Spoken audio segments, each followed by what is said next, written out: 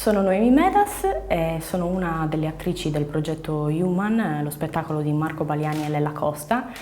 E questo spettacolo parla, come sappiamo, del tema dell'immigrazione. È una tematica molto difficile, anche a me viene difficile parlarne perché è difficile non cadere nelle banalità, in discorsi banali. Sta diventando proprio un discorso, una situazione talmente tanto presente da risultare quasi normale, come se fosse un'abitudine, un qualcosa che è sempre esistito e sempre esisterà e quindi fa parte di quella che è la realtà.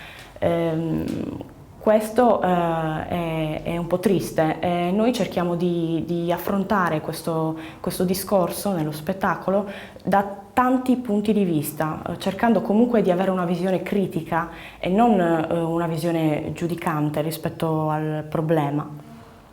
Abbiamo già iniziato a lavorare allo spettacolo, è un bellissimo lavoro corale e siamo contenti già di quello che siamo riusciti a tirar fuori.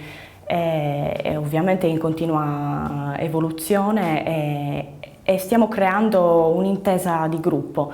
Questo è quello che abbiamo raggiunto fino ad adesso e come diceva Adorno, l'arte non può cambiare la società, però può risvegliare la coscienza delle persone. Noi come attori ci stiamo prendendo un po' questa responsabilità, cioè siamo testimoni di questa situazione e cerchiamo di fare da specchio di questa realtà molto frammentata e molto spesso contraddittoria. E questo è tutto.